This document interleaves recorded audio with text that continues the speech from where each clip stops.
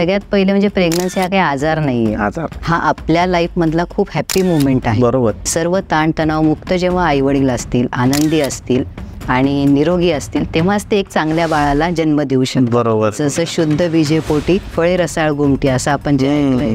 असं सांगण्यात येतं की जेव्हा बायको प्रेग्नेंट असते तर तिच्या पोटावर रात्री हा असा हात फिरवायचा असतो आणि तिथे असं म्हटलं जातं की बाळा तू येणार आहेस या जगामध्ये आणि तुझं आयुष्य चांगलं, एक मोठा माणूस तू बनणार आहे, या पद्धतीने. तर हा संस्कार काय गर्भसंस्कारामध्ये? की तुम्हाला तुमचं बाळ कसं हवं आहे ही गोष्ट तुम्हाला आधी माहीत पाहिजे की त्याला कुठं न्यायचं आहे. बरोबर. आणि काय करायचं आहे. मग तेव्हा ते जेव्हा तुमचं डिसाईड होतं, मग तुम्ही त्या बाळाशी त्याप्रमाणे बोलू लागतात. ते कशावर डिपेंड असतं, नॉर्मल डिलिव्हरी आणि सीझर डिलिव्हरी? तर कधी कधी मेडिकल कंडिशन अशा असतं की सीझर करावं लागतं, असं मी म्हणते की प्री मॅच्युरिटी आणि इतर सर्व गोष्टी. प्रेग्नन्सीच्या काळामध्ये हर्बल सप्लिमेंट्स खाल्ल्या पाहिजेत का? बऱ्याचदा तर काय होतं माहिती आहे का, खूप जणांना की प्रेग्नन्सीमध्ये औषध घ्यायचे असतात हेच माहीत नसतं. या रीलच्या जगामध्ये त्या आईने जिला बाळ होणार आहे तिने कोणत्या गोष्टी नको बघायला? आवाजाच्या गोष्टी, जिथे अकराळ विकराळ आवाज आहे गोष्टी पण टाळता आल्या पाहिजे. जिथं शांत वाटेल, सुदिंग वाटेल आणि स्वतःवर काम करायला लागेल. असं फ्रान्समध्ये एका चित्रपटगृहामध्ये एक प्रयोग केला गेला की जेव्हा हाणामारीचा सीन आला त्यावेळेस छायाचित्र टिपले गेले तर बाळाने स्वतःला आकुंचित केलं. ओके, गर्भाशयामध्ये. येस. आणि त्याच मूवीमध्ये जेव्हा सायलेंट सुदिंग म्युझिक चाललं तेव्हा बाळ छान फ्लोट होत होतं. मग जर हा संदर्भ आपल्याला सापडतोय तर घरामध्ये किती काळजी घ्यायला पाहिजे आज त्या व्यक्तीची, आईची. आईनेही तिच्या बाजूने सर्व गोष्टी बघायला पाहिजे. मग सासू सासरे या सर्व गोष्टी. तर आपण निब्बाना पातप गर्भज्ञानामध्ये मूळतः इथे काम करतो. असं भरपूर ठिकाणी पाहिलं जातं. आपल्या महाराष्ट्राचा जर विचार केला तर सुनेला ना खूप त्रास आहे, म्हणजे सुनेला मोलकरणीसारखं वागवलं जातं. असे मी की एक्झाम्पल पाहिले. सासूकडून सुनेला किंवा घरातल्या कुठल्या, माझं म्हणणं आहे की माणूस म्हणून अशी वागणूक कुणालाच नाही व्हायला पाहिजे. एका माणसाने दुसऱ्या माणसाला अशी वागणूक कधीच द्यायला नाही पाहिजे. Hello guys and welcome to banter with Chetan. मित्रांनो, आज आपल्यासोबत आहे doctor Apeksha Patil ma'am. Ma'am नमस्ते. नमस्ते. तुमचं स्वागत आहे आपल्या चॅनलवर. धन्यवाद सर. मित्रांनो, आजकाल जर आपण बघितलं तर समाजामध्ये दोन गोष्टीचा सगळ्यात जास्त प्रभाव पडतोय जेवढं मी बघतो. पहिली गोष्ट म्हणजे की मुलांवर चांगले संस्कार होत नाहीये. जे मुलं आहे ते आपल्या आईवडिलांशी उद्धटपणे वागतात. लहानपणी आईवडिलांशी उद्धटपणे वागतात, त्याच्यानंतर थोडे मोठे झाल्यानंतर कॉलेजमध्ये शिव्या वगैरे या गोष्टी, त्याच्यानंतर अजून थोडे मोठे झाले कामाच्या ठिकाणी प्रॉब्लेम्स क्रिएट होतात. याचं मूळ काय, याची सुरुवात कुठे होते?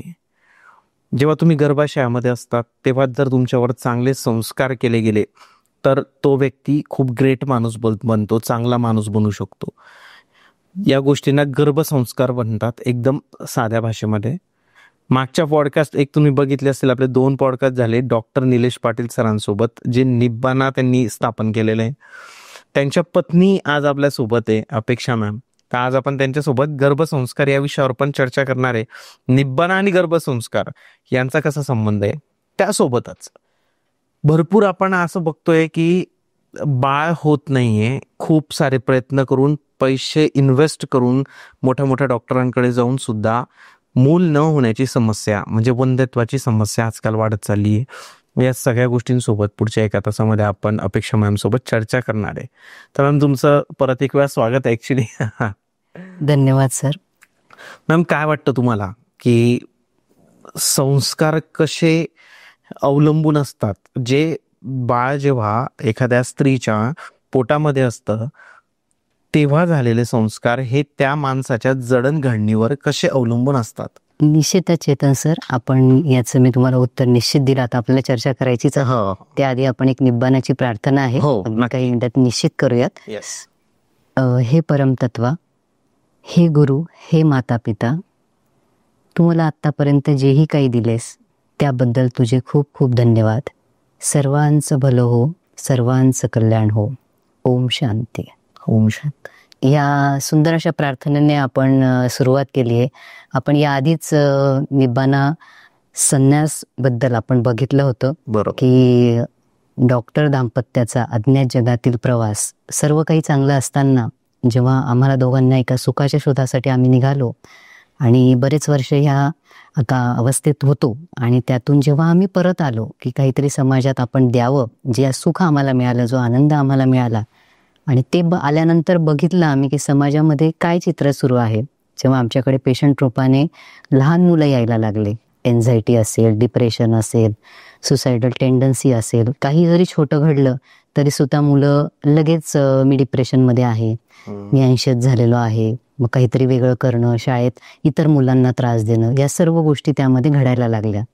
तर गर्भज्ञाना आत्ता जेव्हा आम्ही परत आलो तर निब्बाना पाथ ऑफ लाईफची मेन म्हणजे स्थापना झाली होती. जे निब्बानाचं सूत्र आहे की आहे त्या कुठल्याही परिस्थितीमध्ये आपण आनंदी राहणं आणि परमानंदाची अवस्था मिळणं. तर ह्या निब्बाना पाथ ऑफ लाईफचाच एक पार्ट आहे निब्बाना पाथ ऑफ गर्भज्ञाना. परत एक वेळेस म्हणाले गर्भज्ञाना, निब्बाना पाथ ऑफ गर्भज्ञाना. येस, तर गर्भज्ञाना म्हणजे बाळाला गर्भाशयात असतानाच ज्ञान देण्याची प्रवृत्ती, ज्याला आता प्रचलित त्याच्यामध्ये बऱ्याचदा गर्भसंस्कार असं म्हटलं जातं त्याच्यामध्ये. तर मूळतः गर्भसंस्कार या संकल्पनेमध्ये 16 संस्कारांपैकी हा एक संस्कार सांगितलेला आहे. जसं बघा, आज प्रत्येकाला आपलं बाळ, जसं तुमचं इशिता आहे, माझा आर्या, कबीर आहे, आपल्याला प्रत्येकाला काय वाटतं की आपलं बाळ हे आनंदी असावं, यशस्वी व्हावं, आपल्यापेक्षा यशस्वी व्हावं आणि निरोगी राहावं. ही एक बेसिक प्रत्येक आईवडिलांची माफक इच्छा असते आणि त्याने काहीतरी लौकिक चांगलं काम करावं या जगामध्ये. ह्या आधाराने प्रत्येक जणाला हा मार्ग मिळतो. आणि मूळतः बाळ येणं ही खूप आनंदाची बातमी सर्वच घरामध्ये असते. आणि जेव्हा बाळाच्या या सगळ्या गोष्टींची चाहूल लागते तर मग याच्यात सगळ्यात केंद्रस्थानी कोण येतं? ते आई येते. आणि आईच्या माध्यमातून आपल्या शास्त्रामध्ये खूप असे उदाहरणं आहे. जसं महाभारतामध्ये आपण ऐकलंय की अभिमन्यू पोटात असताना, सुभद्रेच्या पोटात असताना त्याने चक्रव्यूहाच्या भेदण्याची कला शिकली आणि त्याने ते करून दाखवलं. बरोबर. त्याने जसा हा आहे तो, याचा अर्थ बाळ गर्भाशयात असताना ऐकतं. मग हे जर बाळ ऐकत असेल तर जर आपल्याला चांगली कलाकृती घडवायची असेल, चांगले संस्कार द्यायचे असतील, तर निश्चित आपण आपल्या बाळाला त्या गोष्टी गर्भाशयात देऊ शकतो. तर माझ्या माहितीप्रमाणे जगातलं जर फास्टेस्ट कुठलं नेटवर्क असेल तर ते आहे सगळ्यात म्हणजे पोटातल्या बाळाचं आणि आईचं कनेक्शन. की हे आईचा कुठलाही विचार हा फ्रॅक्शन ऑफ सेकंड मध्ये बाळापर्यंत पोहोचतो. जसं शिवाजी महाराजांना जी स्वराज्य स्थापनेचं बळ मिळालं किंवा त्यांनी जे एवढं मोठं कार्य केलं कमी वयामध्ये त्यांच्या, हा विचार कळत नकळत, असं तर नसेल, हा जिजाबाईंकडून आला असेल. त्यांनी त्या काळामध्ये ज्या काही गोष्टी बघितल्या, प्रजेवर होणारे अत्याचार असतील, इतर गोष्टी असतील, तर त्या काळात त्यांना वाटलं असेल की आपलं स्वराज्य स्थापन व्हावं. आणि ते बीज त्यांच्या याच्यात गेल्यामुळे शिवाजी महाराज अगदी कमी वयापासून किल्ले जे आहेत ते आपले घेत गेले, सर्व गोष्टी करत गेले. आणि असं म्हणतात की जिजाबाईंना बाळ पोटात असतानाच, शिवाजी महाराज असतानाच त्यांना डोहाळे कसले लागले होते स्वराज्य स्थापनेचे, युद्ध कला शिकण्याचे, सर्व गोष्टींचे. म्हणजे पोटात असतानाच त्या या सर्व गोष्टी शिकत होत्या. मग जर आपल्यालाही आपल्या बाळाला त्या पद्धतीने पुढे न्यायचं असेल तर आपल्याला ह्या गोष्टींचा आधार घेऊन, शास्त्रार्थ आहेच, तर आईच्या याच्यावर काम करणं खूप गरजेचं आहे. बरोबर आहे. त्यासाठी या गोष्टींची गरज आहे. नॉर्मल गर्भसंस्कार आणि आपला निर्बाणाचं गर्भज्ञाना जे म्हणतो आपण, ते कसं वेगळं ठरतं? येस, आता निब्बाना गर्भज्ञाना अर्थात गर्भसंस्कार सगळ्यात महत्वाचं म्हणजे हा एक संस्कार आहे. संस्कार ही गोष्ट अशी आहे जसं दुधापासून तूप बनण्याची पद्धत आहे, यामध्ये विशिष्ट काळ आहे, इतर गोष्टी आहे. तर संस्कार ही गोष्ट अशी नाहीये की तुम्ही एखादा मंत्र ऐकला, थोडा आहारात बदल केले, ते निश्चित करावे, किंवा काही योगासनं केले, या गोष्टी आहेत. परंतु याशिवाय खूप महत्वाची गोष्ट आहे ती म्हणजे आईची मानसिकता. आई ज्या वेळेस गर्भाशयामध्ये बाळ राहतं त्या आईची मानसिकता, तिच्या आजूबाजूचं वातावरण, इव्हन आता सध्याची स्त्री आपण बघा, म्हणजे मी स्वतः आज एक प्रोफेशनल याच्यात काम करते, डॉक्टर आहे, पण मला माझ्या घरच्या जबाबदाऱ्या सुटत नाहीये. बरोबर आहे. आज जेव्हा मी इथं आली तेव्हा मला सगळ्या घराच्या जबाबदाऱ्या पार पाडून मला इथे यावं लागतं. एक्झॅक्टली, बरोबर आहे. आणि दुसरं, पूर्वी आपल्याला वाटायचं की एखादी स्त्री घरीच राहते आहे, होम मेकर आहे, पण आज तिचा पण ताण वाढलेला आहे. तिला मुलांचा मिस्टरांचा डबा करावा लागतोय आणि शिवाय घरातले आपले मेंबर्स. जेव्हा एखादी स्त्री गर्भधारणा जेव्हा तिला होते, पण त्याच्या आधीचं आपण बघतच नाही. बरोबर. एखाद्या स्त्रीचं जेव्हा लग्न होतं एखाद्या मुलीचं, ती 22-23 वर्ष एका घरात राहते, शिक्षण घेते, बऱ्याच आता आजकाल मुली हॉस्टेलला राहतात आणि कसलाही अनुभव बऱ्यापैकी नसतो आणि लग्नही येते. लग्न खूप मोठं ट्रान्झिक्शन असतं एका स्त्रीच्या लाईफमधलं, कारण तिला एक घर सोडून ती दुसऱ्या घरात आलेली असते बघा. आणि तिथल्या घरामध्ये त्या लोकांशी जुळून घेणं, ते रिच्युअल जुळून घेणं, आणि ते होताना जे काही मतभेद होतात, मनभेद होतात आणि त्याचा कळत नकळत तिच्यावर ताण यायला लागतो आणि याचा विचारच केला जात नाही. मग गर्भावस्थेतही हीच जर घटना राहिली की कळत नकळत की घरात वाद असेल, वाद असताना त्या बाळावर होणारा परिणाम, समजा नवरा चिडत असेल तर कळत नकळत त्या बाळावर तो परिणाम होतो. घरामध्ये इतर बाकी लोकही असतात, सासू आहेत, सासरे आहेत, नणंद असते, दीर असते, जॉईंट फॅमिली असते, ह्या सर्व गोष्टी त्याच्यामध्ये इन्व्हॉल्व्ह होतात. मग एखाद्या वेळेस मनाला लागणारी गोष्ट असते, ती जर लागली तर ती जेव्हा तणावात येईल तर कळत नकळत त्याचा परिणाम बाळावर होतो. ओके. हो, म्हणजे आईच्या प्रत्येक विचाराचा, बाहेरच्या सिच्युएशनचा पूर्ण त्यावर हे होतं. खूप रिसर्च केले गेले, रिसर्च झालेले आहेत. जसं फ्रान्समध्ये एका चित्रपटगृहामध्ये एक प्रयोग केला गेला की जेव्हा हाणामारीचा सीन आला त्यावेळेस छायाचित्र टिपले गेले तर बाळाने स्वतःला आकुंचित केलं. ओके. गर्भाशयामध्ये. येस. आणि त्याच मूवीमध्ये जेव्हा सायलेंट सुदिंग म्युझिक चाललं तेव्हा बाळ छान फ्लोट होत होतं. मग जर हा संदर्भ आपल्याला सापडतोय तर घरामध्ये किती काळजी घ्यायला पाहिजे त्या व्यक्तीची, आईची. आईने तिच्या बाजूने सर्व गोष्टी बघायला पाहिजे. मग सासू सासरे ह्या सर्व गोष्टी. तर आपण निब्बाना पातप गर्भज्ञानामध्ये मूळतः इथे काम करतो. आपण सर्व फॅमिलीला इन्व्हॉल्व्ह करतो आणि त्या आईनेही मानसिकतेतून बदलण्याची गरज आहे. घरच्यांचा सपोर्ट मिळाला पाहिजे. असं नाही की बाळ तिच्या पोटात येऊन ती जबाबदारी पूर्ण तिची आहे. मला कधी कधी तो अनुभव येतो, मग मी त्यांना समजून सांगते की बाबा तुमचंही काम आहे. असं नाही की बाळ दिलं आणि तुम्ही बाहेर सगळं करायला मोकळे. बरोबर आहे. खाणं पिणं असेल, बाकी गोष्टी करणं असेल तर हे महत्वाचं आहे. सासूबाईंनी तिची काळजी घ्यायला पाहिजे कारण त्यांची पुढे जनरेशन डेव्हलप होणार असते. तर आईची जेवढी काळजी घेणार तीच पुढे त्या बाळापर्यंत कॅरी ऑन होणार आहे. बरोबर आहे. हे महत्वाचं आहे. घरातलं वातावरण प्रसन्न ठेवणं. आणि वादविवाद होतात, ह्यामध्ये आपण काय काय गोष्टी करू शकतो. कारण मनामध्ये दोन व्यक्ती आले की दोन मतं येतात. दोन मतं आले की वादविवाद होऊ शकतात. बरोबर आहे. ते त्या पद्धतीने घरात कसं वातावरण चांगलं ठेवता येईल. आणि प्रत्येकामध्ये सर वाले आहेत, जसं वाईट गुण आहे तसे चांगले पण आहे आणि कधी कधी मतं नाही जुळत तर वादविवाद होतात. तर इथं जर सगळ्यांनी काळजी घेतली तर मूळतः आपण तिथे काम करतो की त्या आईची मानसिकता बदलली जाणं, तिने चांगल्या गोष्टी करणं आणि मूळतः फॅमिलीने पूर्ण सपोर्ट करणं हे महत्वाचं आहे. कारण मी खूपदा बघितलेलं आहे, आपणच बघा आपले भावंड असतील, 2 भावंड, तर 2 भावंडांमध्ये किती फरक असतो बघा. की आई वडील गर्भसंस्कार आई वडील एकच असतात. आई वडील एकच असतात. मात्र पहिलं येणारं बाळ बघा, एखादा भाऊ आबोल असतो किंवा तो एकदम शांत असतो आणि दुसरा भाऊ बहीण असते ती एकदम बोलकी असते, एकदम त्या गोष्टी सगळ्यात त्या असतात. तर कसं बऱ्याचदा काय होतं की पहिल्या वेळेस तिला काहीच अंदाज नसतो. पहिली प्रेग्नन्सी म्हणजे सगळी गोंधळी अवस्था असते. जो भेटेल तो डॉक्टर असतो असं मी गमतीत म्हणते. बऱ्याचदा कोणी आलं की काही सांगतं, कोणी आलं की काही सांगतं, हे ऐकू ते ऐकू, युट्यूबला काही ते बघूयात, काही करूयात. तर हे सगळ्यात महत्वाचं त्याच्यात होतं. आणि दुसऱ्या वेळेस कसं सगळं माहीत झालेलं असतं त्यामध्ये की जसं आपण म्हणतो की बॅटिंग पिच माहिती झालेली आणि त्यात कसं आपण फ्रीली बॅटिंग करतो त्यामुळे हा मानसिकतेचा फरक पडतो. आजूबाजूचं वातावरण ती हँडल करू शकत असते सेकंड टाइम. म्हणून 2 भावांमध्ये सुद्धा हा फरक जाणवतो मूळतः. तर हे खूप त्याच्यामध्ये महत्वाचं आहे. आणि आपण मूळतः त्या व्यक्तीवर कस्टमाइज म्हणजे त्या प्रत्यक्ष त्या व्यक्तीवर करतो. कारण आज प्रत्येक व्यक्ती वेगळी आहे सर. प्रत्येक आई वेगळी आहे. प्रत्येक आईला आपलं लागणारं बाळ हे वेगळं आहे. आज तुम्हाला तुमची इशिता कशी पाहिजे हे तुम्हाला माहिती आहे. बरोबर. मला माझी आर्या किंवा कबीर कसा पाहिजे हे माझं विजन आहे. आणि ते विजन आपलं त्यांना ते द्यावं लागतं आणि इथं आपण त्या पद्धतीने काम करतो. आणि मेन म्हणजे सुरुवातीला हे आम्ही स्वतः अनुभवलं. म्हणजे आधी केले आणि मग सांगितले. जर याच्यामध्ये आम्ही स्वतः या गोष्टी केल्या म्हणजे बाळ राहण्याच्या आधीपासून आम्ही सर्व गोष्टींची काळजी घेतली. कारण आम्ही बिंग अ डॉक्टर कॉलेजमध्ये हॉस्टेलला शिकलो, सर्व गोष्टी केल्या. तर आम्ही या सर्व गोष्टी फॉलो केल्या. बीजशुद्धी केली, शरीर शुद्धी केली, मनशुद्धी केली, विशेष म्हणजे आत्माशुद्धी केली. या प्रोसेस सांगा नाही काय? नक्की सांगते. बीजशुद्धी जी आहे, बीजशुद्धी म्हणजे आता बऱ्याचदा आपण वेगवेगळ्या वातावरणात राहतो. आता सध्याचं जर लाईफस्टाईल एवढं हेक्टिक झालेलं आहे तर आम्हाला कॉमनली प्रश्न सापडतात की खूप वेळा स्पर्म काउंटमध्ये प्रॉब्लेम येतात. इकडे लेडीजमध्ये PCOD चालू आहे. बऱ्याचदा तर अंगामध्ये काही कारण नसताना उष्णता कॉमनली सापडते. आणि हे करताना काय होतं की गर्भ राहण्याची जी प्रोसेस आहे ती लांबत जाते.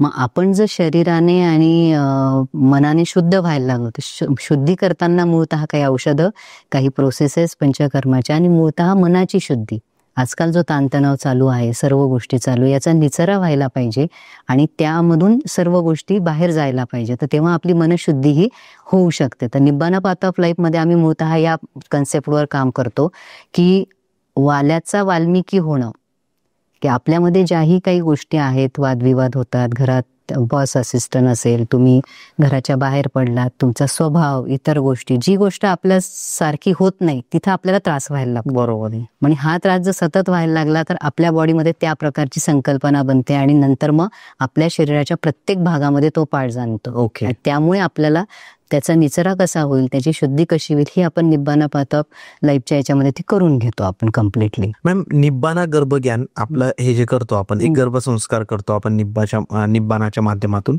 तर मला एक विचारायचं आहे तुम्हाला की हे फक्त बाळ राहील, म्हणजे जे म्हणतो आपण की बेबी आता होणार आहे, हे जेव्हा प्रूव्ह होतं, म्हणजे डिटेक्ट झालं आता, तेव्हापासूनचे गर्भसंस्कार नाही, हे त्याच्या आधीही तुमचे चालू होतं निब्बानामध्ये.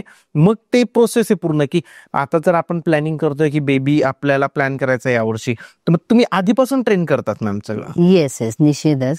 तर मला त्यात एक सांगावंसं वाटेल चेतन सर तुम्हाला, की पूर्वी चांगले राजे होण्यासाठी या गोष्टी केल्या जायच्या. बरं, कसं मॅम? हा, इंटरेस्टिंग आहे. येस, बाळ येणार किंवा आपल्याला एक, कारण प्रत्येक वेळेस राज्य चालवण्यासाठी एक चांगला कर्तृत्ववान व्यक्ती लागतो. मग ते करण्यासाठी पूर्वी यात जे वर्णन केलं होतं की बीजशुद्धी करून घेणं, नंतर कुठल्या दिवशी बाळ ठेवायचं, त्या जिथं संग होणार आहे ती रूम कशी हवी, तिथले व्हायब्रेशन्स कसे हवे, धूप, त्या रूमचा कलर, इतक्या डीप लेवलचा विचार यामध्ये केला जायचा. आणि आजही तसंच आहे सर, की आता पूर्वी हे अवेलेबल नव्हतं, तर आम्हाला एक जाणवलं की आपण ह्या गोष्टी द्याव्या की जेणेकरून आपली पुढची येणारी पिढी जी आहे ती अजून चांगली सक्षम येईल, मानसिकदृष्ट्या, शारीरिकदृष्ट्या, स्पिरिच्युअल दृष्ट्या. स्पिरिच्युअल कोशंट सध्या कमी होत चाललाय बऱ्याचदा या सगळ्या थिंग्समध्ये. तर हा आपला प्रयत्न आहे. आणि बघा ना, एक साधी गोष्ट, आपण फ्लॅट घेताना किती विचार करतो, बरोबर आहे, हा घ्यावा की तो घ्यावा, लोकेशन बघतो, सगळ्या गोष्टी बघतो. इव्हन मोबाईल घेताना सध्या मोबाईलची सगळ्यांनाच क्रेज आहे, हे व्हर्जन नको, ती दुसरं व्हर्जन ॲपलच पाहिजे, अँड्रॉइड मधला हा हायेस्ट फोन पाहिजे. हे आपण इतकंच त्याच्यावर तासनतास, दिवसेंदिवस आपण त्यामध्ये देतो. साधी रोजची भाजी खातो, त्या भाजीसाठी आपण किती चोखंदळपणे बघतो की बाबा हे अशा क्वालिटीचे पाहिजे, तसे पाहिजे. आणि जी गोष्ट आपलंच दुसरं रूप आपल्याला जगात आणायचंय, बरोबर, बाळ येणं म्हणजे आपलीच एक प्रतिकृती, त्या दोघांच्या मनो आणि शरीर मिलनातून जेव्हा एक बाळ बाहेर येणार आहे, आपलीच पुढची जनरेशन येणार आहे, तर त्याच्यासाठी आपण किती कॅज्युअल असतो.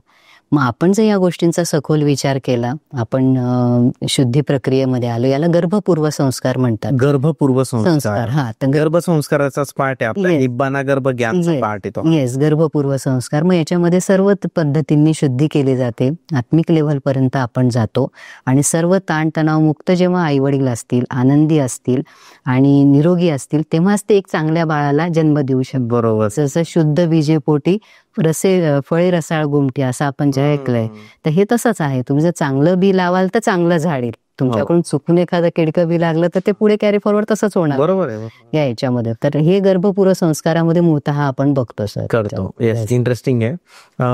वंध्यत्वाकडे तर आपण जाणारच आहे मॅम, पण मला असं वाटतं की गर्भसंस्कारांबद्दल जे माझ्या डोक्यात गोष्टी आहेत त्या मी तुमच्याशी बोलाव्या. हो, निश्चित आहे. काय होतं की आजकाल जेव्हा बघितलं जातं तर जी सून असते तिला जेव्हा बेबी होणार आहे हे कळतं, खूप हॅप्पी वातावरण होतं घरामध्ये. 15-20 दिवस एकदम अरे बेबी होणार आहे, आजकाल फॅशन करतात तरी बनवतात वगैरे सगळ्या गोष्टी, ठीक आहे. पण तिच्यासोबत कधी कधी चुकीचंच वागलं जातं, असं मी ऑब्झर्व केलंय. म्हणजे मी हे सगळ्या सासूबायांना नाही म्हणत आहे, नाही तर मला कमेंटमध्ये बोलतील की आम्ही तर चांगलं वागतो आमच्या सुनेसोबत, बट 50% हे प्रॉब्लेम बघितले मी.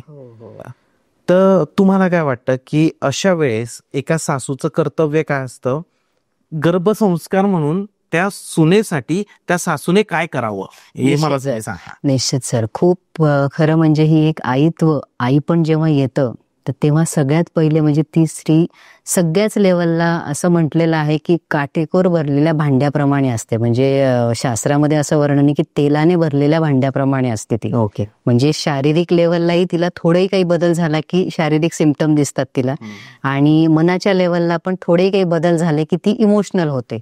अशा खूपशा गोष्टी असतात. आणि जेव्हा घरामध्ये आपण म्हणतो की आम्ही बाळ येणारे घरात आपण मंत्र लावतो, चांगल्या गोष्टी करतो. आजकाल तसं तुम्ही म्हटलात की रील्सची फॅशन आहे, बेबी शॉवर करणं असेल, त्याची शॉपिंग असेल ते, परंतु जिच्यासाठी करतोय किंवा ज्या येणाऱ्या बाळासाठी करतो आहे हे झालं लौकिक जगातलं. बरोबर. तुम्ही तर चार लोकांना दाखवण्यासाठी येस, की दाखवण्यासाठी आपण ती गोष्ट करतो, पण तुम्ही खऱ्या अर्थाने त्या आईजवळ बसलात का? काय कर्तव्य मुलीसारखं बसलात का तुम्ही? जसं मुलीची 4 वेळेस चौकशी करणार की विचारणार, बाई तू काय खाल्लं का? म्हणजे मुलीचं साधं डोकं जरी दुखलं तरी आईला इकडे टेन्शन येतं, आणि इकडे मला माफ करा हे बोलताना, परंतु मला पण जसं तुमचा अनुभव आहे तसा हा माझा पण अनुभव आहे. माझ्याकडे पण खूप गर्भिणी हे शेअर करतात माझ्या गर्भिणी सखी, की मॅडम आम्हाला हा असा असा त्रास आहे, आणि जेव्हा ती त्यातून मुक्त होते तिला आम्ही तो मार्ग देतो, तोच आपला निब्बाना पाताप गर्भज्ञान आहे ज्याच्यात आपण सांगतो ह्या सगळ्या गोष्टी. तर तिला जेव्हा तो मार्ग मिळतो तर त्यात सासूबाईंचं पहिलं काम आहे की ते त्यांचंच अपत्य, त्यांचंच पुढचं व्हर्जन येणार आहे, आणि ते येणार आहे तर त्या आईची कशी काळजी घ्यायची, तिची विचारपूस असेल, आणि मानसिक आधाराची खूप गरज असते ह्या काळामध्ये, तिच्या भावना सगळ्या गोष्टी. तेव्हा हे मतभेद चुकतात ना, प्रत्येक व्यक्ती हा चुकतो, मी तर मानते की चुकतो, पण ती चूक तुम्ही कशी सांगितली पाहिजे, काय केली पाहिजे, खाण्यापासून तर मनाच्या याच्यापर्यंत पूर्ण काळजी घेतली. आमच्या इथं म्हणतात की आम्ही तिला ड्रायफ्रूट खायला देतो, फ्रुट्स देतो खायला, चांगलं जेवायला देतो, घरात कामाला बाया आहेत. अरे बाबा ते नाही, तो तर एक शारीरिक लेवलचा कम्फर्ट झाला, बरोबर, परंतु मनाच्या लेवलसाठी तुम्ही काय करतायत, की तिची काळजी घेतली का? कधी तिच्याजवळ बसलात का? बाळा तुला काही त्रास होतोय का? मी तुझी मदत करू का?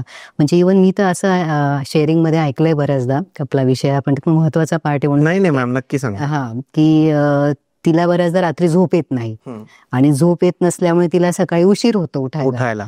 तर उठायला उशीर झाला की इकडे लगेच सासूबाईंची आतून घालमेल, घरातले काय झोपली, घरातलं काम कोण करेल, घरातलं काम कोण करेल त्या वेळामध्ये, मग माझं सगळं शेड्यूलच बिघडलं, ते बिघडलं. तर ही मानसिकता, बेटा तू का आज उशिरा उठली, कशामुळे, तुला दुपारी आराम करावा असं वाटतोय का? सासूबाईंनी तिच्या सोबत बसून तिचं टाइम टेबल बनवून घ्यायला पाहिजे. बरोबर. कारण जसं एक बाळ लहानपणी बघा, बाळाला काहीच नियम नसतात, कधी उठतं, कधी झोपतं, कधी त्याला काहीच नाही, त्याचं सकाळी 4ची उठायची वेळ असते, सगळ्या गोष्टी असतात. तसंच हिचं पण पॅटर्न तसाच होतो. कारण कसं आहे, बाळ जेव्हा गर्भाशयात असतं तेव्हा स्त्रीच्या जीवनामध्ये खूप स्थित्यंतर होत असतात. बरोबर आहे. तिला वेगवेगळे त्रास होत असतात, जे आमच्या इथं गर्भोपद्रवमध्ये सांगितलेले आहेत. उलट्या होतात, जेवण जात नाही, थकवा प्रचंड येतो, कारण बाळाचा एकच आहे, बाळ त्या परजीवी म्हणतो आम्ही बाळ त्याच्यात. तर बाळ काय करतो, आईचं काहीच बघत नाही, त्याला जे हवं ते सगळं काढून घेतो, मग तो थकवा मात्र आईकडे येतो, स्त्रीला येतो. आणि त्या काळामध्ये, आणि मेन एक आहे, जर तुम्ही खायला प्यायला कितीही द्या, पण ती जर मनाने शांत नसेल आणि तिला जर समजून घेतलं जात नसेल तर या सगळ्या गोष्टींचा काहीच फायदा नाहीये. म्हणून आज जे प्रमाण वाढलंय बघा, तुम्ही आजकाल बघत असाल, ही IUGR म्हणजे पोटातल्या बाळाची वाढ कमी होणं, आणि लवकर अकाली प्रसूती म्हणजे लवकर प्रसूती होणं, आणि अनैसर्गिक प्रसूतीचं प्रमाण जास्त वाढलंय. ते कशामुळे मॅम? ते ह्याच कारणांमुळे की ती प्रचंड स्ट्रेसमध्ये आहे. स्ट्रेस नको ना. येस, म्हणजे ती बाहेरही काम करते. आजची स्त्री तर अशी, ती बाहेरही काम करते, तिला घरचंही बघावं लागतंय, म्हणजे बाहेरचे टास्क वेगळे असतात. तरी पण आता मी बऱ्याचदा बघते, माझ्याकडे बऱ्याचदा IT फील्डच्या मुली येत आहेत, काम करतायत, तर त्यांना बरे थोडं वर्क फ्रॉम होम आणि आता कन्सिडरेशन मध्ये ठेवलं जात आहे सगळ्या गोष्टींमध्ये, सुट्ट्या दिल्या जातात, बाकी गोष्टी केल्या जातात. अजून बाकी याच्याविषयी येणं गरजेचं आहे, तिची अजून स्पेशल काळजी घ्यायला पाहिजे या काळामध्ये. पण एक बेसिक सासूने ह्या गोष्टी समजून घ्यायला पाहिजे. आणि जी घरी असते तिचंही हेच आहे, ती म्हणजे घरात आहे म्हणून ती तिथं उलट होम मेकर आहे, तिथं मेन पिलर आहे घरातला, तिच्या प्रकारे वातावरण ठेवते, घरातलं सर्व गोष्टी करते. तर तिची, मला वाटतं माझ्या दृष्टीने मनाच्या लेवलला खूप काळजी घ्यायला पाहिजे. शेअरिंग खूप झालं पाहिजे, एक मैत्रिणीचं नातं असलं पाहिजे सासू सुनेमध्ये, घरातल्या सगळ्यांनीच इव्हन. म्हणजे कारण शेवटी आपण मरताना काय नेतो सर सोबत? काहीच नेत नाही. आपण जी चर्चा करतो, एकमेकांशी जे प्रेमाने राहतो, बोलतो, हेच शेवटी आपल्या सोबत येतं. बरोबर आहे. बाकी हे नाते संबंध, तू मोठा माझा मान मोठा छोटा, हे काही येत नाही. आणि मी तरी ते मानत नाही. म्हणजे मला वाटतं की प्रत्येकाने फ्रीली सगळ्यांशी बोलावं, वागावं, काय असेल ते शेअरिंग करावी. नाही आवडलं ते प्रेमाने सांगावं की मला हे आवडत नाही, नसेल ते. पण ते डोक्यात ठेवणं फार चुकीचं आहे, कारण त्याचा परिणाम हा नंतर आपल्या स्वतःच्याही तब्येतीवर होतो, म्हणजे चुकून कोणी करत असेल तर. कारण तो फॅक्टर आपण डोक्यात ठेवतो, आणि ती शंका, त्या सर्व गोष्टी आपले पूर्ण बॉडी बॅलन्सिंग बिघडून टाकतं, चक्रा बॅलन्सिंग जातं आपलं पूर्ण. आणि हार्मोन आता जी हार्मोनची भाषा आहे त्याप्रमाणे हार्मोनल इम्बॅलन्स होतो. आणि त्यामुळेच मग हे बाकी गोष्टी ज्या घडतायत. आणि एक दुसरं प्रमाण अजून वाढलं सर बऱ्यापैकी मला दिसतंय की गर्भावस्थेमध्ये अशात डायबिटीस हा बऱ्याचदा मला दिसतोय, हायपरटेन्शन हे जे की मी 20-25 वर्षापासून या फील्डमध्ये आहे, म्हणजे गर्भसंस्कारमध्ये काम करते आहे. तर मला मागच्या 10 वर्षापासून हे प्रमाण जास्त वाटलं. म्हणजे माझ्याकडे पूर्वी जेव्हा यायचे साधिका की गर्भिणी की आम्हाला ट्रीटमेंट हवी किंवा मला औषधं हवे ते हवे, तर तेव्हा मला नॉर्मल औषधं द्यावे लागायचे त्यांना, की त्यांना मला असे स्पेशल औषध द्यायची गरज नाही पडायची की बाबा यांचा बीपी कमी राहिला पाहिजे किंवा साखर कमी राहू दिली पाहिजे, असं पूर्वी होत नव्हतं. पूर्वी अगदी कॉमनली त्यांना जे आयुर्वेदाप्रमाणे सांगितलेले आहे की मासानुमासिक प्रत्येक महिन्याला काय काय द्यायला पाहिजे औषध रूपाने, तर ते प्रत्येक गोष्ट मी त्यांना महिन्याला द्यायची. तर हा एक प्रकार आता सध्या अशात खूप झालेला आहे. तर याच्यावरही आपण काम करतोय मुख्यतः, लाईफस्टाईल कशी ठेवायची आहे, काय करायची आहे, ह्या सगळ्या गोष्टी. ओके, याच्यात खूप इंटरेस्टिंग गोष्ट बोलला तुम्ही, मानसिक स्थिती, की या गर्भावस्थेच्या पिरियडमध्ये काय होतं ना, की एक जी स्त्री असते ती स्त्री, तिला तुम्ही आणून दिले सफरचंद, द्राक्ष, तिला तुम्ही जे काही नाही ते सगळे फळं आणून देतात, ती म्हणते की माझा मूड नाही खायचा. हा पार्टच आहे गर्भाचा, म्हणजे प्रेग्नन्सीचा, की त्या पिरियडमध्ये तिचा मूड होणारच नाहीये, स्विंग्स होणार आहे, ती नाही खात. मग म्हणता की तिला तर खायला सगळं देतो आणि खात नाही, असा एक नवीन इश्यू येतो त्याच्यामध्ये. तुम्ही खूप छान समजवलं, म्हणजे सुनांना आता हे खूप पटलंच असेल. नाही, आणि याच्यात एक तुम्हाला छान छोटीशी कथा, अगदी 1 मिनिटाचीच सांगते, की अकबर बिरबलची कथा आहे. आम्ही अगदी आमच्या गर्भज्ञान आणि निब्बाना पाथ ऑफ लाईफ मध्ये बऱ्याचदा सांगतो की बऱ्याचदा की अकबर जो आहे तो नेहमी असं टास्क देत असतो प्रत्येक वेळेस, आणि बिरबलाला तर त्याला मजा घ्यायला फार आवडत असे. तर त्याने सांगितलं की मी प्रत्येकाला एक शेळी देईल आणि तिला विशिष्ट पूर्ण मी देईल तेच खायला द्यायचं, मात्र हिचं वजन नाही वाढलं पाहिजे 8 दिवसामध्ये, असं त्यामध्ये सांगितलं जातं. आणि त्याप्रमाणे टास्क सुरू होतो आणि तिच्याशी बोलायचं नाही, काहीच करायचं नाही, फक्त तुम्ही येऊन भेटून जाऊ शकतात तिला, तेवढी परमिशन होती. बाकी सेवक त्यांना खाऊ घालणं, सगळ्या गोष्टी. आणि जसा 8वा दिवस येतो तर 8व्या दिवसानंतर जेव्हा सगळ्या जणांचे वजन चेक करायला घेतले तर त्या 7 प्रधानांचे जे आहेत ते वजन वाढले होते शेळींचे, आणि बिरबलाच्या शेळीजवळ गेले तर तिचं आहे त्यापेक्षा वजन कमी झालेलं होतं. बरं, तर तुम्हाला काय वाटतं कशामुळे झालं असेल? बिरबलाने हे चतुर त्याचं हे केलं असेल. येस. तर बिरबलाने काय केलं, तिच्या पुढे बाकी तर काही गोष्टी नव्हत्या, एक चित्र लावलं तिने वाघाचं. वाघाचं चित्र, शेळीचा शत्रू कोण आहे? वाघ आहे, बरोबर. ती खायची, त्या वाघाकडे बघायची, आणि त्या वाघाकडे बघितलं आणि तिने ते खाल्लेलं सगळं तिचं ड्रेन होऊन जायचं, म्हणून तिचं वजन आहे त्यापेक्षा कमी व्हायला लागलं. आणि हेच होत आहे, आम्ही तर सगळं देतोय पण इथं काम नाही होते ना. बरोबर आहे, मेंटली तर ती घाबरलेली आहे. एक्झॅक्टली, ती घाबरलेली आहे. तिच्यामध्ये खूप प्रश्न चालू आहे, लग्नानंतरचे प्रश्न, करिअर सांभाळायचे, सगळ्या गोष्टी सांभाळणे. तर कम्युनिकेशन व्हायला पाहिजे सर, खूप कम्युनिकेशन व्हायला पाहिजे. आणि खूप इम्पॉर्टंट मुद्दा मॅमनी सांगितलाय की जेव्हा एखादी स्त्री ही प्रेग्नेंट आहे तर तुमच्या फॅमिलीचं, तुमच्या घरातल्या लोकांचं हे कर्तव्य आहे, तिच्या सासू सासऱ्यांचं कर्तव्य आहे, नवऱ्याचं कर्तव्य आहे की त्यांनी त्या काळामध्ये तिची खूप काळजी घेतली पाहिजे. तुम्ही सगळ्यात मोठ्या डॉक्टरकडे जर घेऊन जाताय तर तीच तुमचं कर्तव्य नाहीये, पण त्या डॉक्टरकडून जेव्हा तुम्ही घरी येतात तर तिला त्या बिलाची अपेक्षा, ते जितकं बिल तुम्ही देतात ते तिच्या कानावर ऐकू यायला नको. त्यासोबतच जे तुम्ही फूड तिच्यासाठी आणताय, ड्रायफ्रुट्स जे तुम्ही तिच्यासाठी आणताय, ते तिच्या शरीराला कसे लागू पडतील याचा विचार करून तुम्ही त्या व्यक्तीशी वागलं पाहिजे. ते खरे संस्कार आहे. आणि तिथंच तुमचेही संस्कार दिसतात मग, की तुम्ही त्या व्यक्तीशी कसे वागताय. त्यांचं जसं तुम्ही बोललाय की जे बाळ असतं आपल्या पोटातलं, म्हणजे लेडींच्या पोटातलं, तर ते बाळ तर विचार नाही करू शकत ना, ते तर जे कण त्याला लागतंय त्या गोष्टी घेत असतं, पण त्या स्त्रीवर काय त्या पिरियडमध्ये गुजरते ते कठीण असतं. यामध्ये अजून एक गोष्ट येते की एक नवरा म्हणून काय कर्तव्य असतं नवऱ्याचं. कारण मी असं बघितलंय की असं सांगण्यात येतं की जेव्हा बायको प्रेग्नेंट असते तर तिच्या पोटावर रात्री हा असा हात फिरवायचा असतो आणि तिथे असं म्हटलं जातं की बाळा तू येणार आहेस या जगामध्ये आणि तुझं आयुष्य चांगलं, एक मोठा माणूस तू बनणार आहे, या पद्धतीने. तर हा संस्कार काय गर्भसंस्कारामध्ये? हो, याच्यामध्ये खूप छान तुम्ही मुद्दा मांडला हा, की जसं आपण थोड्या वेळापूर्वी बोललो की गर्भातलं बाळ ऐकतं. हो, याच्या सर्व दाखले आपल्याकडे आले, सर्व गोष्टी आल्या, तर आपण आपल्या बाळाशी म्हणजे बाळाच्या ठिकाणी कुठलेच फिल्टर्स नसतात. तुम्ही जेही वातावरण किंवा जे आवाज तिथे येतील ते सगळं तो ग्रास करत असतो. कारण बाळाच्या मेंदूमध्ये ट्रिलियन्स ऑफ सेल्स असतात, ज्या डे बाय डे डिटोर होत जातात आणि एका याच्या विशिष्ट सेल येऊन त्या स्टॉप होतात. त्यामुळे बाळाचा मेंदू हा इतका फास्ट कुठली गोष्ट ग्रास करतो की त्यामुळे त्या काळात त्याला ज्याही गोष्टी सांगितल्या जातात तर तो सगळं ग्रास करून त्याच्यामध्ये ठेवत असतो. तर आपण गर्भज्ञानामध्ये मोठा ह्या गोष्टी पण सांगतो की तुम्हाला तुमचं बाळ कसं हवं आहे ही गोष्ट तुम्हाला आधी माहित पाहिजे की त्याला कुठं न्यायचं आहे, बरोबर, आणि काय करायचं आहे. मग तेव्हा ते जेव्हा तुमचं डिसाईड होतं मग तुम्ही त्या बाळाशी त्याप्रमाणे बोलू लागतात. आई असेल, वडील असतील तर बाळाशी ते कनेक्शन फॉर्म करून त्याची परमिशन घेऊन पोटावर हात ठेवून आपण ती आज्ञा त्याला द्यायला सांगतो आणि त्याच्याशी संवाद साधतो. कारण जसा आईचा बघा, बाळ रडले की आईच्या जवळ आले की ते लगेच शांत होतं. जर वडिलांचं कनेक्शन त्या पद्धतीने छान राहिलं की रोज बोलणं असेल बाळाशी, त्या मिसेस सोबत काही चांगला वेळ घालवणं असेल, तिला जास्तीत जास्त आनंदी ठेवलं पाहिजे, सर्व गोष्टी केल्या पाहिजे. त्याच्यातून चर्चेतूनच ह्या गोष्टी होतात की तुला काय आवडतं, त्याच्यात हॅपीनेस आहे. असं नाही की मात्र हेही सांगते की तिच्या अनावश्यक इच्छा पण नाही पूर्ण व्हायला पाहिजे. जसं ती रोजच हट्ट करेल मला पिझ्झा पाहिजे किंवा हे पाहिजे, ते पण नाही.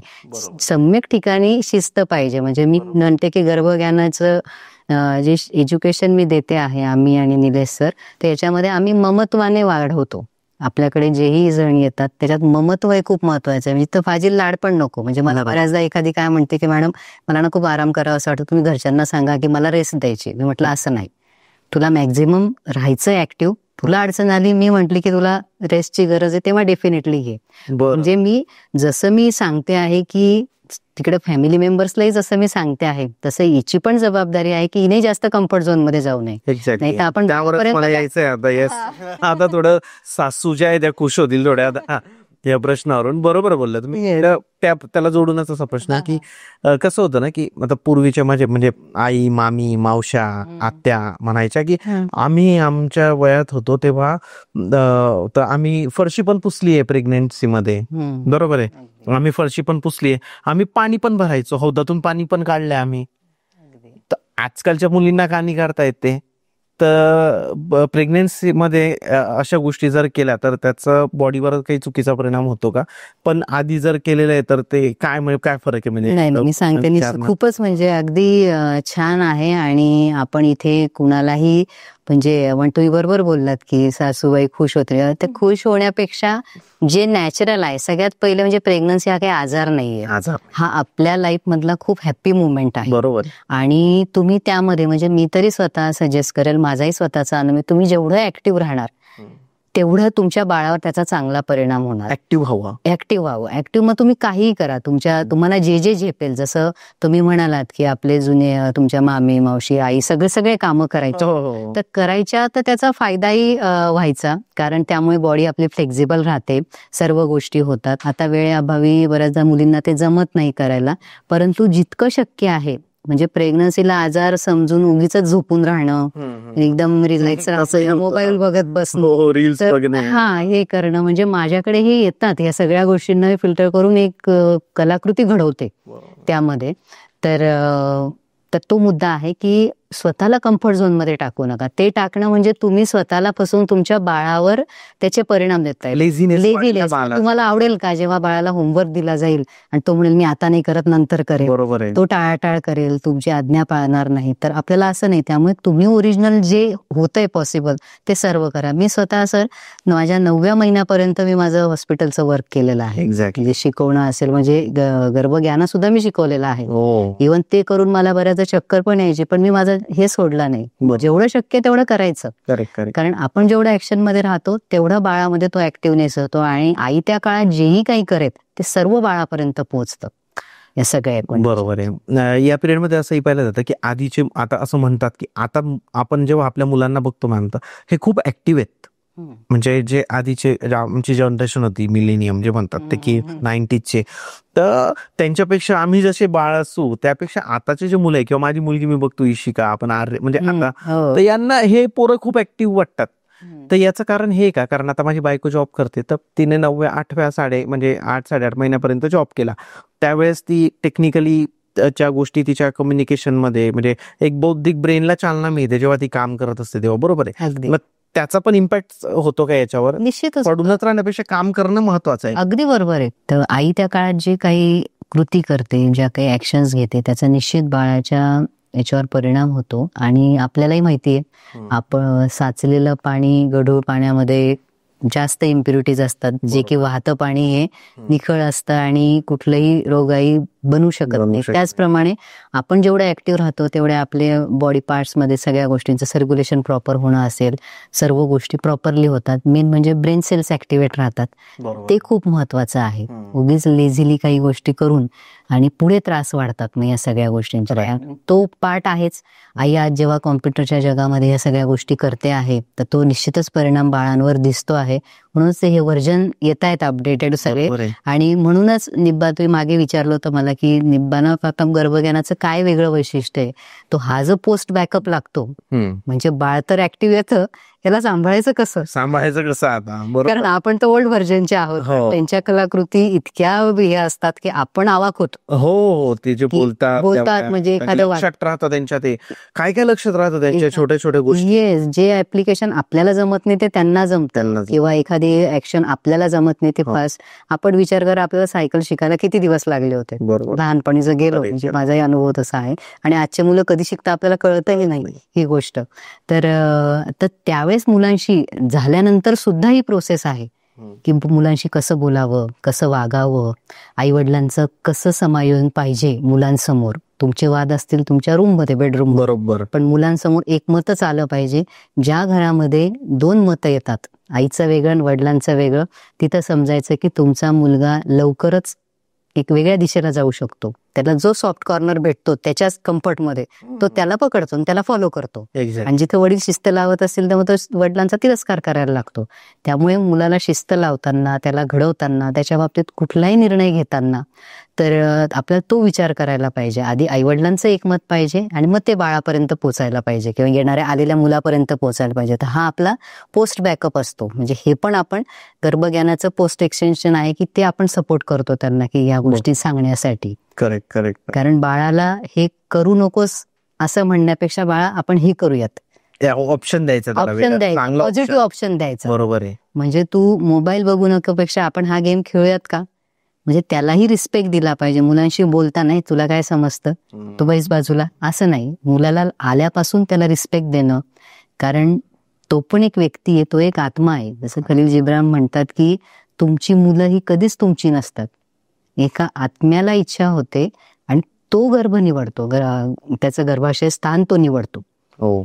म्हणून आपले मुलं फक्त आपलं निमित्त म्हणून आलेले आहेत. त्यांचाही स्वतः अति हक्क नको गाजवायला. त्याचा स्वतःचा एक विचार असू शकतो, त्याचा स्वतःचा जन्माचा प्रवास असू शकतो. आपण फक्त निमित्त मात्र आहोत की त्याला कुठे इजा होऊ नये, कुठे काही त्रास होऊ नये, हे आपलं कर्तव्य फक्त आहे. तर हा गर्भसंस्कार खूप पुढचा मोठा पार्ट नाही. तर बऱ्याचदा आपण शिकवतो, गर्भात असताना खूप काही गोष्टी करतो, नंतर सगळं सोडून देतो. नंतर बाहेर आल्यावर कारण पोटात असताना तो सगळं ऐकतो, पण त्याला तेच जर एक्सटेन्शन पुढे नाही मिळालं तर मग त्याच्यामध्ये तुम्हाला बाळाला सांभाळणं कठीण होतं. बरोबर आहे. खूप महत्वाचं आहे. एक्झॅक्टली. वर्षाच्या म्हणजे बाळ किती मोठं होतं तोपर्यंत त्याच्यावर गर्भसंस्कार होऊ शकतात, केले गेले पाहिजे. तर याच्यामध्ये कसं आहे, मॅक्झिमम संस्कार 5 ते 7 वर्षापर्यंत ह्या गोष्टी आपण करायला पाहिजे. आणि एक आमच्या आयुर्वेदामध्ये खूप सुंदर श्लोक आम्ही फर्स्ट इयर पासून अभ्यास करत होतो, त्यात एक छान वाक्य आलं, आम्ही नेहमी पॅरेंटिंग मध्येही वापरतो, निब्बाना पाहतो पॅरेंटिंग मध्ये आणि गर्भज्ञानामध्ये सुद्धा, की लालयेत 5 वर्षांनी द्वादशे तू ताडयेत प्राप्ते तू 16 वर्ष पुत्रम मित्रवत आचरित. तर याच्यामध्ये लालयेत 5 वर्षांनी म्हणजे 5 वर्षापर्यंत मुलाचे सम्यक लाड करावे. नंतर 16 वर्षापर्यंत 12 वर्षापर्यंत तुम्ही मुलाला मारू शकतात, रागवू शकतात, सांगू शकतात. 12 वर्षांत जसं त्याला 16वं वर्ष प्राप्त होतं तसं त्याच्याशी मित्राप्रमाणेच तुम्ही वागलं पाहिजे. म्हणजे हे संस्कार या पद्धतीने जायला पाहिजे. आणि नंतर मग जे म्हटलात तुम्ही कुठपर्यंत संस्कार हे चालले पाहिजे, तर 16 वर्षानंतर तुमचा मुलगा असो मुलगी असो तुमचा मित्र मैत्रीण झालेच पाहिजे. हा तुमचा पुढचा अजेंडा असला पाहिजे. नाही तर आज आपण ज्या काही गोष्टी बघतोय की मुलांमधले ट्रान्झॅक्शन असतील, आईवडिलांना होणारा मुलांचा त्रास असेल किंवा मुलांना आईवडिलांचा होणारा त्रास असेल, तर त्यांना समजून घ्यावंच लागतं ह्या सगळ्याच्या. बरोबर आहे. एक्झॅक्टली. येस मॅम, असं बघितलं जातं की म्हणजे नवरा बायकोचं एक भांडण होत असतं जेव्हा बाळ पोटात असतं, तर त्याचाही परिणाम बाळाच्या हेल्थवर होऊ शकतो का? म्हणजे जे गर्भधारण म्हणजे त्यावेळेस प्रेग्नन्सीच्या वेळेस. हो, निश्चित. जेव्हा आईचं आणि वडिलांचं भांडण होतंय, काही घटना होत आहेत, तेव्हा डेफिनेटली तिथले व्हायब्रेशन्स बदलतात आणि ते बाळ एकदम सिक्युरिटी मोडला जातं. हा, तुम्ही जसं ते एक्झाम्पल दिलं होतं ते फ्रान्सच्या आपण चित्रपटगृहाचं दिलं होतं. तर याचा मला रेफरन्स कुठं सापडला सर? माझ्याकडे एक मुलगा आला होता जो डिप्रेशनमध्ये होता आणि जेव्हा मी आणि सर त्यांची केस सखोलपणे डिस्कस करायला लागलो, तर आम्हाला तेव्हा लक्षात आलं की आईचं आणि वडिलांचं तो पोटात असताना 6व्या महिन्यामध्ये खूप प्रचंड भांडण झालं होतं. इतकं भांडण झालं होतं की त्या आईला घरातून पळून जावंसं वाटत होतं आणि तिने इव्हन भिंतीवर उडी पण मारण्याचा प्रयत्न केला. म्हणजे सगळं बंद होतं वातावरण, घरातलं अगदी हिटलर टाईप होतं आणि तिने कंपाऊंडची वॉल ओलांडून जाण्याचा प्रयत्न पण केला आणि तो इम्पॅक्ट त्या मुलाच्या माइंडमध्ये तेव्हापासून होता. बरोबर. वडील समोर आले की त्याला राग यायचा, ते काही बोललं की राग यायचा आणि त्या घटनेमध्येच तो सावरू शकला नाही आणि तो डिप्रेशनमध्ये गेला. म्हणजे घटना कुठे घडली? आपल्याला काय वाटतं की हा बोलत का नाहीये, हा नाराज का आहे, हा वडिलांशी असं का वागतो, कशामुळे वागतो, तर थोडा अभ्यास करण्याची गरज आहे. असं का होतंय? तर आम्ही जेव्हा खूप डीप गेलो, कारण आपली निब्बाणावरची जी कन्सेप्ट आहे, इव्हन आम्ही पेशंट चेक करताना पण सखोलपणे विचार करतो कुठल्याही गोष्टीचा, की सोर्स काय आहे, कुठून नेमकी आग कुठं लागलेली आहे. तर दूर आहे की तो व्यक्ती असा करतोय, त्याला आजार झालेला आहे, पण नेमकी आग कुठे लागलेली, तर ती आम्हाला त्या ठिकाणी खूप वेळा जाणवली तुम्हाला? जाणवली ती गोष्ट. तर तो फरक पडतो मुलांचा. येस, बरोबर. त्या काळात ते वातावरण चांगलं ठेवणं, मंत्रोच्चार असेल मंत्रोच्चार करणं, त्यातल्या त्यात जे पॉसिबल आहे आणि ज्याच्याने प्लेझंट वाटेल, या सर्व गोष्टी करणं गरजेचं आहे. आता आई असते, तुम्ही जसं बोलल्या की एखादी मुलगी आहे आणि तिला बेबी होणार आहे आता, म्हणजे ती प्रेग्नेंट आहे, तर या पिरियडमध्ये तिने स्वतः काय काळजी घ्यावी?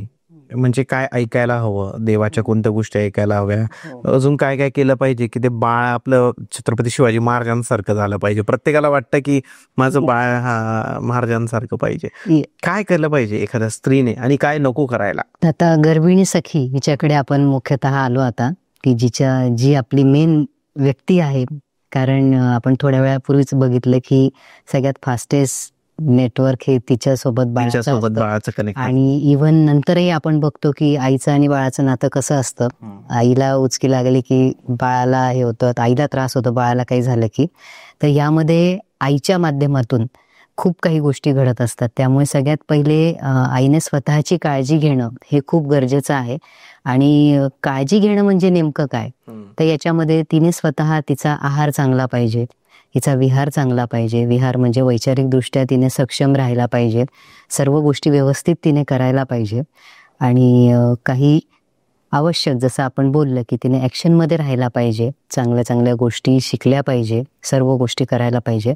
आणि कुठलाही बाऊ न करता, कारण प्रेग्नन्सी ही एन्जॉयबल अवस्था आहे, मान्य आहे त्रास होतो या काळामध्ये, पण ही खूप कमी वेळा येणारी अवस्था आहे. आपण मोजून आता तर एकदा किंवा दोनदाच ह्या गोष्टी होतात आणि त्याच्यामुळे ती एन्जॉय करत सर्व याचा आनंद घेत हे करत राहायला पाहिजे, स्वतःला प्रसन्न ठेवत. आणि समाजाकडे येतात तेव्हा मी त्यांना काही गोष्टी सांगतेच की या सगळ्यातून अजून काय छान करू शकतो आपण सर्व गोष्टी, कारण प्रश्न सगळ्याच ठिकाणी आहेत. बरोबर. आपल्या आजूबाजूला व्यक्ती म्हटले की मतांतर येतात, सगळ्या गोष्टी होतात, मग ते धरून ठेवायचं का?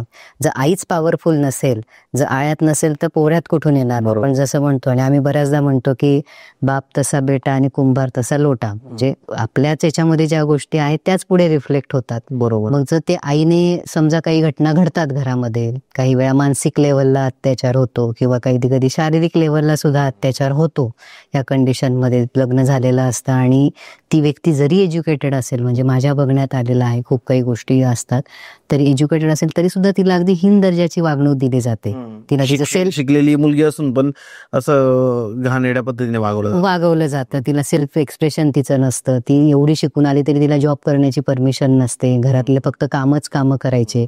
मग तुम्हाला जर त्या पद्धतीचे पाहिजे तर मग त्या कॅलिबरची मुलगी आपण निवडावी. किंवा जर तुम्हाला चांगल्या व्यक्ती हव्या असतील तर तिला तिचा अधिकार द्यायला पाहिजे. मग त्या शिक्षणाचा उपयोग काय, त्या सर्व गोष्टींचा उपयोग काय, तर हे चालूच राहणार आहे. यातून तिने कसं तिला कोपअप करायचं, ह्या गोष्टी आपण निब्बाना पातप गर्भज्ञानामध्ये घेतो आणि तिला सगळं त्यातून आपण बाहेर काढतो. आणि एक प्रभावी आणि एक पॉवरफुल आईच, जसं आपल्याला शिवाजी महाराज म्हटलं की जिजाबाई दिसतात, त्यांचं कर्तृत्व दिसतात, महाराणा प्रताप असेल, गौतम बुद्ध असतील, या प्रत्येकांच्या याच्यामध्ये त्यांच्या आईचा रोल खूप आहे.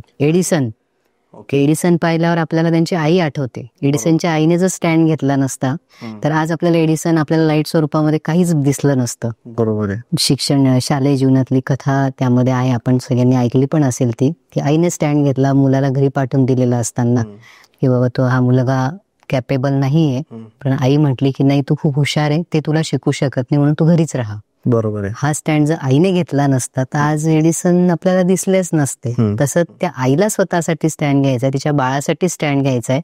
जर तिला अलौकिक दैदिप्यमान बाळ पाहिजे असेल तर वेळ द्यावा लागेल, विशेषतः या सगळ्या गोष्टी पटवून द्याव्या लागतील. आणि किती गरज आहे, कारण आज आपण हे क्रिएशन करतोय, ते क्रिएशन खूप आनंदाने व्हायला पाहिजे. आणि सर्व गोष्टी कालाच्या ओघामध्ये वेळ खूप कमी असतो, 9 महिन्याचा वेळ, त्याच्यातल्या सगळ्या गोष्टी, पण शिस्तीत स्वतःला ठेवावं लागेल, टाइम मॅनेजमेंट करावं लागेल, सगळ्या गोष्टी कराव्या लागतील, तेव्हा हे सगळं शक्य आहे. नाही तर काय लावले 2 मंत्र ऐकले असं होऊन नुसतं मंत्र ऐकून त्या बाळावर संस्कार नाही होणार. कॅसेट ऐकली, ते केले नाही. डेडिकेशन गरजेचं आहे. डेडिकेशन शिवाय कुठलीच कलाकृती होत नाही सर. आधी मानस प्रतिमा करावी लागेल, मग तिला पुढे सगळ्या गोष्टी मिळू शकतील. या रीलच्या जगामध्ये त्या आईने जिला बाळ होणार आहे तिने कोणत्या गोष्टी नको बघायला? एक्झॅक्टली. तर याच्यामध्ये जसं आपण म्हटलो की प्रत्येक वाक्याचा, प्रत्येक भावनेचा बाळावर परिणाम होतो, हे आपण जसं ऐकलं तसं आता बऱ्याचदा रील्सच्या याच्यामध्ये, आता मी अशात खूप रील्स बघते, मला एक अभ्यास झाला असा की खूप जण हे असे क्रिमिनल्स ज्या हे असतात, स्टोरीज आहेत, ते आहेत. माझ्याकडे अशात मानसिक आजाराची मुलं जेव्हा येत आहेत तर ते पाहण्याचं प्रमाण खूप आलंय. क्राईम स्टोरीज खूप बघताय, खूप क्राईम पेट्रोल. येस. तर त्याच्यामध्ये ऍक्च्युली जे सस्पेन्स इंटरेस्टिंग पण असतं, परंतु त्याच्यामुळे आपली भावदशा बदलते, व्हायब्रेशन्स बदलतात. तर ह्या गोष्टी कटाक्षाने टाळायला पाहिजे. खूप आवाजाच्या गोष्टी, जिथे अकराळ विक्राळ आवाज आहे, गोष्टी पण टाळता आल्या पाहिजे. जिथं शांत वाटेल, सुदिंग वाटेल, आणि स्वतःवर काम करायला लागा, कारण आपल्यामध्येच त्या गोष्टी खूप आहेत. तर हे जास्त करायला पाहिजे. आणि बाकी तर खूप आहे, प्राणायाम आहे, खूप वेगवेगळे आसनं आहेत. बाकी प्रत्यक्ष आल्या कस्टमाइजली आम्ही ऑनलाईन त्या गोष्टी सांगतोच, कारण प्रत्येकाची प्रकृती वेगवेगळी असते. आज मी एक गोष्ट सांगेल आणि एखाद्याने ती ऐकून ती करावी असं त्याच नसतं, कारण कसं प्रत्येक व्यक्ती वेगळा असतो, प्रकृती वेगळी असते, मानसिकता वेगळी असते. त्याच्यामुळे आपण हे जनरलाइज काही गोष्टी त्यामध्ये सांगतो आहोत, पण प्रत्यक्ष आमचा कॉन्टॅक्ट येतो, कोणी हे करतं, तेव्हा आम्ही प्रत्यक्ष त्यांना सर्व गोष्टी त्या त्या व्यक्तीप्रमाणे सांगतो. असं भरपूर ठिकाणी पाहिलं जातं. आपल्या महाराष्ट्राचा जर विचार केला तर सुनेला ना खूप त्रास आहे, म्हणजे सुनेला मोलकरणीसारखं वागवलं जातं. असे मी काही एक्झाम्पल पाहिले. अशा धमक्याही दिल्या जातात की तू आमच्यासाठी मोलकरीण आहे, तुला काम करावंच लागेल घरातलं, तू जॉब करते तर जॉब करून आल्यावर तू कामं कर, चहाचा कप तिथंच राहतो. याच्यात मला काही कोणत्या सुनेची बाजू घ्यायची नाहीये किंवा हे नाही, पण असे काही एक्झाम्पल पाहिले त्यावरून मी सांगतोय.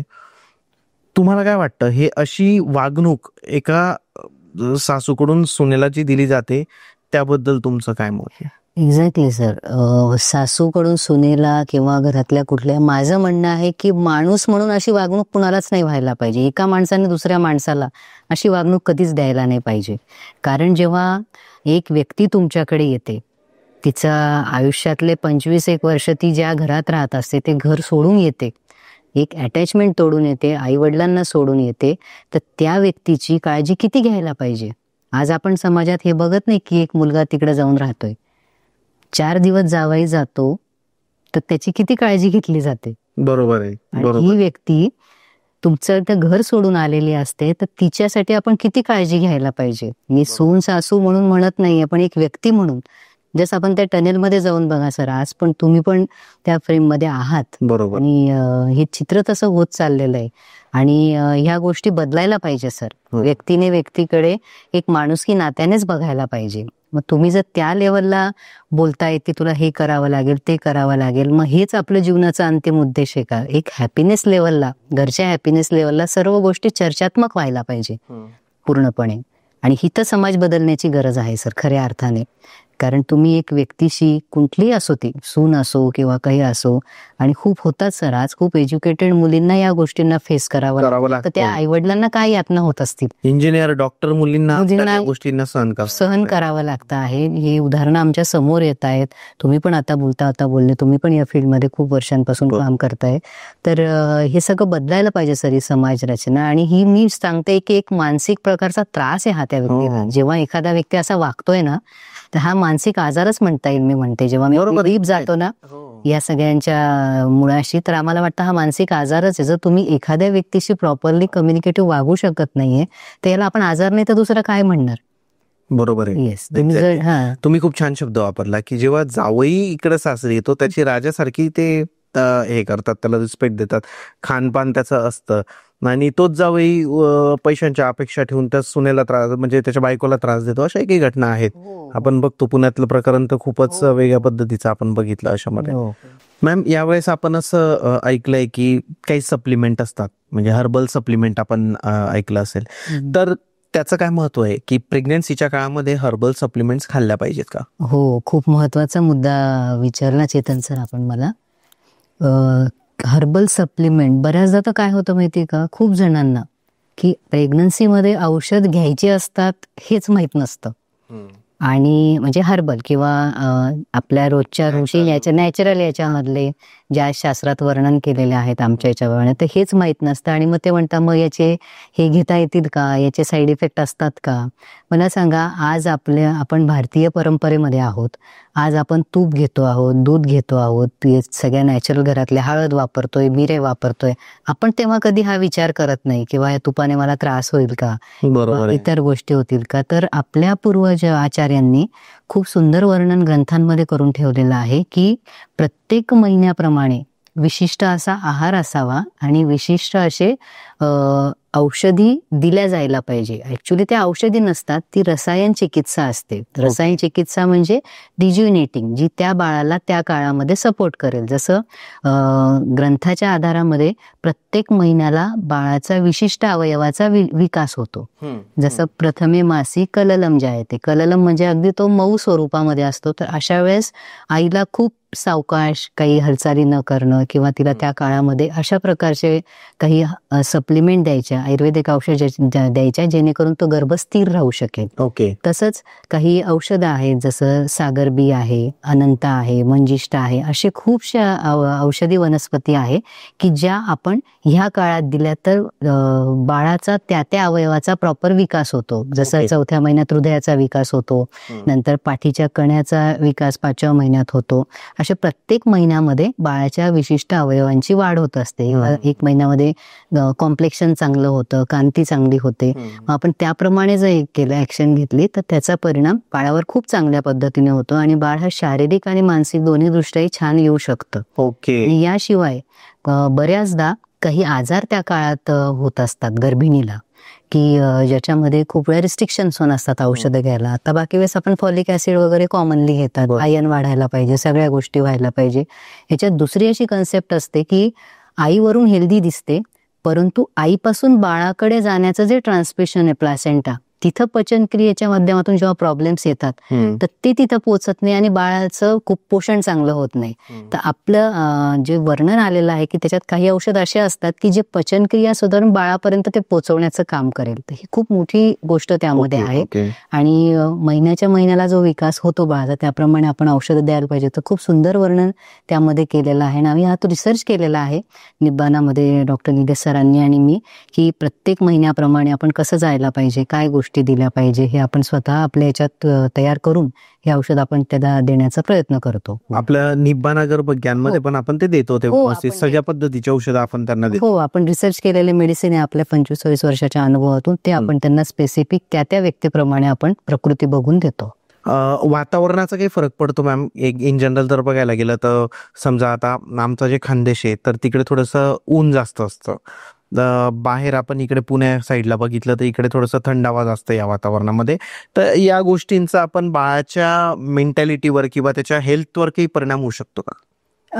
होऊ शकतो, कारण प्रतिकूल परिस्थितीमध्ये आईची स्थित्यंतर होत असतात. जसं आपण उष्ण याच्यात गेलो तर जसं आपल्याला त्या प्रकारचे त्रास होतात, तर तसा बाळापर्यंत त्या गोष्टी होऊ शकतात. पडू शकतो. पण ती व्यक्ती जर त्याच वातावरणात राहणारी असली तर तिला साम्य होऊ शकतं ते. पण तुम्ही जर सडनली ट्रान्झिशन केलं बरोबर तर मात्र त्याचा तिला परिणाम होतो तिच्या शरीरावर. बरोबर आहे. आता जेव्हा बाळाचं कळतं कपल्सला, तर त्याच्यानंतर ते ॲलोपॅथी चालू करतात, डॉक्टरांकडे जातात, गायनाकोलॉजिस्टकडे वगैरे, आणि त्यांची ट्रीटमेंट चालू होते. त्यासोबत आपण गर्भसंस्कार करू शकतो का? दोन्ही म्हणजे जे हर्बल सप्लिमेंट जे तुम्ही सांगितलात की ते पण गरजेचे, तर हे आणि हे सोबत करू शकतो का? हो, निश्चित करू शकतो. उलट त्याचा सपोर्ट खूप पॉवरफुली ते काम करतं. कारण आपल्या इथे जे मी बोलली की जे रिसर्च आपण केलेला आहे सर्व औषधी लेवलला, तर ही जस्ट लाईक रिसर्च रसायन चिकित्सा आहे.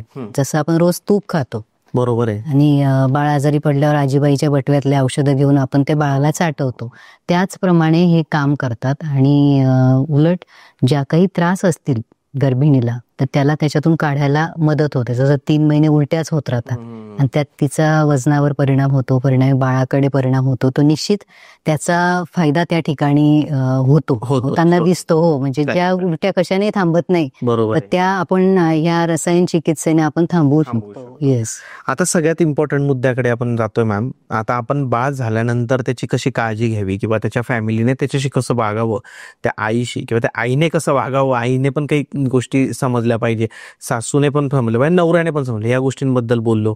त्यांच्या आयुर्वेदिक कोणत्या गोष्टी त्यांनी आत्मसात केल्या पाहिजे या सगळ्या गोष्टींबद्दल बोललो. पण जर आता असं कोणतं कपल आहे की जे भरपूर दिवसापासून ट्राय करते बेबीसाठी बट त्यांना ते बेबी नाही होते, तर त्यासाठी निब्बाणा आपली जी जीवन पद्धती आहे तर किंवा निब्बाणा आपली गर्भधारणा, तर यामध्ये काही उपाय आहेत का की आपण करू शकतो? हो, निश्चित. निब्बाणामध्ये आपण यामध्ये काम करतोय, गेले 25 वर्ष आपण यामध्ये काम करतो आहे. आणि तुम्ही बरोबर म्हटलात की खूपदा आपण ट्रीटमेंट्स करत असतो, सर्व गोष्टी होत असतात, परंतु नाही रिझल्ट मिळत. आणि आता सध्याची जी जीवन पद्धती सुरू आहे, आता बघा, पूर्वी फार लवकर बाळ व्हायचे, म्हणजे 22-23 हा त्यातल्या त्यात मीडियम होता. आता बघितलं तर शिक्षण पद्धती, नोकरी, तर करत करत हा काळ जरा पुढे चाललाय. बरोबर. 27-28 वर्ष, 29 वर्ष, 30 वर्ष. आणि जे आमच्या बघण्यात आलंय सरांच्या आणि माझ्या, की पीसीओडीचं प्रमाण अशात खूप. पीसीओडी सामान्य लोकांसाठी काय एक्सप्लेन करा? पीसीओडीज म्हणजे आपल्या आर्तवाहिनीमध्ये गर्भाशयाच्या ठिकाणी गाठी होणं, त्याच्यात पाळी अनियमित होते. त्याच्यामुळे जर पाळीच अनियमित असेल तर बाळ राहण्याचे चान्सेस अजून लांबतात. बरं. येस. आणि त्याच्यात मग तिचं वजन वाढतं, बाकी गोष्टी होतात. हे पीसीओडीचे लक्षण गाठ आहे, त्याला पीसीओडीचं आजार मध्ये छोटे छोटे, जिथं एक बीज पाहिजे तर असंख्य बीज तयार होतात आणि त्याच्यामुळे पूर्ण सिस्टीम बदलते. की मग त्याचा उपाय आहे आपल्याकडे? हो, उपाय. ठीक आहे, तुम्ही कंटिन्यू करा तुमचा. आणि जसा स्त्रियांच्या बाबतीत मी हा बघितला, खाण्यापिण्याच्या सवयी, त्याच्यामुळे शरीरात होणारे बदल, लेट नाईट जागरणं वगैरे, इतर सवयी, खाण्यापिण्यातले प्रश्न, यामुळे विशिष्ट शरीरावर येतो. आणि ताणतणाव तर आहेच त्याच्यात, आणि त्याच्यावर ऍक्शन काहीच नाही, मात्र ताणतणाव चालूच आहे. बरोबर. त्यामुळे होणारी मानसिकता. इकडे आपण जेंट्स मुलांच्या साईडला आलो तर बऱ्याचदा बघायला मिळतो की ह्या सर्व लाईफस्टाईल डिसऑर्डर्स मध्ये स्पर्म काउंट कमी येणं, किंवा बऱ्याचदा नॉर्मल असतो काउंट पण आतमध्ये स्पर्म मध्ये काहीच ऍक्शन नसतात, हे आजकाल खूप जाणवायला लागलेलं आहे. ह्या गोष्टींचं प्रमाण खूप वाढलंय. तर त्या ठिकाणी आपण काम करतो औषधाच्या माध्यमाने. त्याच्यानंतर हा जो ताणतणाव आहे हा मेन कमी झाला पाहिजे. तिथं निब्बाना पाथ ऑफ लाईफमध्ये आपण त्या दोघं व्यक्तींना, कारण त्यांचा ताणतणाव जसा कमी होईल आणि जेव्हा ते त्या सर्व गोष्टीतून बाहेर निघतील तेव्हाच ते चांगल्या बाळाला जन्म देऊ शकतात. शरीर शुद्धी आली, मनशुद्धी आली, जे आपण पूर्वी बोललो, तर हा मुद्दा तिथं महत्वाचा आहे. कारण बऱ्याचदा रिपोर्टही नॉर्मल असतात. आपण तर आता एक रिपोर्ट्स बद्दल बोलू आपण, पण रिपोर्ट्सही नॉर्मल आहेत तरी सुद्धा प्रेग्नन्सी राहत नाहीये. टेस्टवर टेस्ट चालू आहे, त्यातून येणारं एक डिप्रेशन असतं की बाबा राहत नाहीये. समाजात कुठेही गेलं की लगेच अजून झालं नाही का, हा तर खूप अजून झालं नाही का, मग अशात ती समाजापासून लांब व्हायला लागते, एकटी राहायला लागते आणि त्या डिप्रेसिव्ह स्टेजमध्ये जायला लागते. मग तिला त्यावेळेस ह्या सपोर्टची गरज असते. तर निब्बाना पाथ ऑफ लाईफमध्ये जो आपण इन्व्हेंट केलेला आहे, जिथं वाल्याचा वाल्मिकी होण्याची प्रोसेस आहे, तिथं आपण या गोष्टींवर काम करतो. आणि जेव्हा या दोघांचं मनोमिलन होतं आणि शरीर मिलन होतं तेव्हा निश्चित बाळाला येऊ शकतं. कारण नाही म्हटलं तरी 2 व्यक्ती आल्या की आपण बघितलंय वादविवाद होतात, कारण दोघांचे स्वभाव मॅच होत नाही. बऱ्याचदा काही कन्फ्लिक्शन होतात, एकाला एखादी गोष्ट आवडते, एखाद्याला आवडत नाही, आणि त्यातून जे वाद होतात त्याच्यातून पण गोष्टी होतात. पण ह्या गोष्टींकडे कधी बघितलं जात नाही, ते आपण त्या ठिकाणी काम करतो. बरोबर. आता एक थोडा वेगळा मुद्दा आहे पण याच्याशीच रिलेटेड आहे की बाळ जेव्हा होतं तर एक नॉर्मल डिलिव्हरी असते आणि एक सीझर असते. तर भरपूर सासवा असं बोलतात की तू वॉक कर, रोज वॉक कर, चाल म्हणजे तू कर, मग तुला नॉर्मल डिलिव्हरी होईल. आणि जर सीझर झाली तर ते म्हणतात की तू काही ऍक्टिव्हिटीज केली नाहीये. हाही एक मुद्दा आहे. तर याबद्दल काय सांगाल मॅम? ते कशावर डिपेंड असतं, नॉर्मल डिलिव्हरी आणि सीझर डिलिव्हरी? हो, याच्यात 2 गोष्टी बरोबर आहेत. जसं तुम्ही म्हटलात की एक सासूबाई म्हटलं की तू ऍक्टिव्ह नव्हतीस किंवा हे, that the one of the part. आता अशा बऱ्याच कंडिशन अशा झाल्या, जसं मी आता थोड्या वेळापूर्वी मुद्दा म्हटलाय की जे इनफर्टिलिटीचं एज आहे ते वाढलंय. त्याच्यामुळे ऑटोमॅटिक जी पूर्वी नॅचरल प्रोसेस होती त्या प्रोसेसमध्ये खूप गोष्टींचे कॉम्प्लिकेशन्स झालेले आहेत सध्या. त्यामुळे बऱ्याचदा अनैसर्गिक प्रसूतीचा मार्ग येतो. मात्र तुम्ही जर इथं ठेवलं की मला नॉर्मल डिलिव्हरी करायची आहे तर तुमची बॉडी आपोआप त्याप्रमाणे काम करायला लागते. असंही होऊ शकतं. आणि ऍक्शन मध्ये राहणं हे सुद्धा तितकंच गरजेचं. ऍक्शन गरजेची आहे. हा, ते पण गरजेचं आहे. आणि तर हा मुद्दा त्याच्यात जास्त महत्वाचा आहे की तर खूप फरक पडतो तुमच्या ऍक्शन्सचा, सर्व गोष्टींचा. मात्र कधी कधी मेडिकल कंडिशन अशा असतं की सीझर करावं लागतं. असं मी म्हणते की प्री मॅच्युरिटी आणि इतर सर्व गोष्टी. तर कधी कधी बाळ आडवं असतं तर त्याला पर्यायच नसतो, कधी पायाकडून असतं तर त्याला पर्याय नसतो. अशा कंडिशन्स असतात.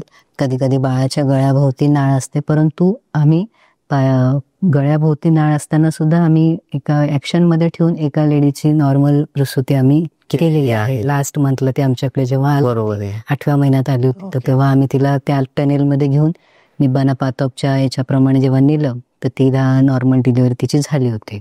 म्हणजे काही मेडिकल कंडिशन खरोखर असतात हे मला सांगायचं आहे की तेव्हा करावंच लागतं. पण नॉर्मल डिलिव्हरी झालीच पाहिजे असं सासवांनी कमीत कमी असा फोर्स नको करायला. आग्रह नाही धरला पाहिजे. मात्र गर्भिणीने त्या मुवमेंटला ऍक्शन मध्ये राहून सर्व गोष्टी करणं हेही तितकंच खरं आहे. इंटरेस्टिंग. तेही सोपं नसतं. म्हणजे मला सांगायचं आहे ऍक्च्युली की सीझरही तेवढं सोपं नसतं. व्हेरी रिस्की असतो की जे समजलं जातं की बाबा चला करताय सीझर, असं नाहीये ते. करेक्ट. गर्भसंस्कार मध्ये हा पार्ट येतो का की आजकाल काय झालंय ना की आता मी पण ऍस्ट्रोलॉजीचे पॉडकास्ट करतो भरपूर, की या दिवसाला चांगला दिवस आहे, मग या दिवशीच आमचं बेबी झालं पाहिजे, मग त्यावेळेस ते सीझर करून घेतात. गर्भसंस्कार मध्ये अशी कोणती गोष्ट आहे का कन्सिडरेबल ही गोष्ट? नाही. आता याच्यातून एक मुद्दा आहे मात्र, बाळ जेव्हा गर्भाशयात येतो तेव्हा गर्भाशयातून बाहेर निघण्याची वेळ पण तोच निश्चित करतो. त्याच्याकडून संकेत जातात वरती आणि मग प्रसूतीची प्रोसेस स्टार्ट होते. म्हणजे बाळाच्या हातात आहे actually initiation, normal labour start होणं. ते आपण इंड्यूस करू शकत नाही किंवा हे करू शकत नाही. मग ते तिथं ठरवून केलं जातं. ते कुठे ना कुठे कनेक्शन असतंच. तुम्हाला तो मार्ग, तो वेगळाच मार्ग आहे ना, म्हणजे तो विषयच वेगळा आहे. आपण निसर्गालाच धक्का लावतोय तर ते थोडस. बरोबर आहे. पण आजकाल ती फॅशन झाली. हो फॅशन. ते काय होईल असे सांगता येत नाही. मॅम, आपण बघतो तर आता वंध्यत्वाचा मुद्दा आपण बोलतोय तर नाही होत स्त्रियांना काही काही अशा वेळेस, तर यावेळेस आपलं निब्बाना जीवन पद्धती त्यामध्ये कसा हेल्प करू शकते? निश्चित सर. निब्बाना जीवन पद्धतीने मुख्यतः आमच्याकडे बऱ्याचदा पेशंट्स येतात, नवरा बायको दोघंही येतात, भरपूर फाईल्स घेऊन येतात, 10-10, 12-12 वर्ष झालेले असतात लग्नाला, रिपोर्ट्सही नॉर्मल असतात. तर निब्बानामध्ये जेव्हा आपल्याकडे तो व्यक्ती येतो तेव्हा आपण त्याला कायिक वाचिक मानसिकदृष्ट्या एक साधारणतः वर्ष 6 वर्ष तो व्यक्ती आपल्यासोबत राहिला आणि ह्या सर्व ट्रीटमेंट थ्रू गेला तर निश्चितच त्यांना तो आशेचा किरण त्यामध्ये भेटू शकतो सर. आणि याशिवाय मी सांगू शकेल की बऱ्याचदा काही लोक इतर थेरी औषधं वापरतात, IVF करतात, ते करतात, त्याच्यासोबत जर ते हे करू शकले की या पद्धतींचा अवलंब करू शकले तर मला वाटतं त्यांचा सक्सेस रेट अजून वाढू शकतो. होऊ शकतो. आपण केलंय मॅम आजपर्यंत अशा भरपूर, म्हणजे ज्यांना होत नाहीये त्यांना. येस, भरपूर केसेस मध्ये आपण त्या गोष्टी केलेल्या आहेत की ज्यांना IVF प्लस आपल्या आयुर्वेदिक ट्रीटमेंट्स त्यांना त्याचा फायदा झालेला आहे. आपण वंध्यत्वाबद्दल बोललो, गर्भसंस्कारांबद्दल बोललो, आपलं निर्बाणा गर्भज्ञान जे आहे त्याबद्दल बोललो. आता मला विचारायचं आहे की अजून आपल्या थ्रू लोकांचे कोणकोणत्या समस्या, कोणकोणते आजार दूर होऊ शकतात? जसं मी आणि डॉक्टर निलेश सर ह्या प्रवाहात आलो, निब्बानाची स्थापना झाली, तर मूळतः आम्हाला या समाजाने खूप काही आजार असे भेटले, जसं बायपास आहे, मायग्रेन आहे, वंध्यत्वाबद्दल तर आपण बोललोच, आमवात एक आहे बघा, अल्सरेटिव्ह कोलायटिस, ओबेसिटी, डायबिटीस सध्या प्रकर्षाने वाढतो आहे. तर अशा संधिवात आहे, पॅरालिसिस, आता स्ट्रोकचं प्रमाण अशात खूप वाढलेलं आहे. या अशात मला 2 वर्ष ह्या गोष्टी खूप जाणवल्या. त्याचे कारणं पण बरेच आहेत, ते आम्ही बोलू आपण कधी.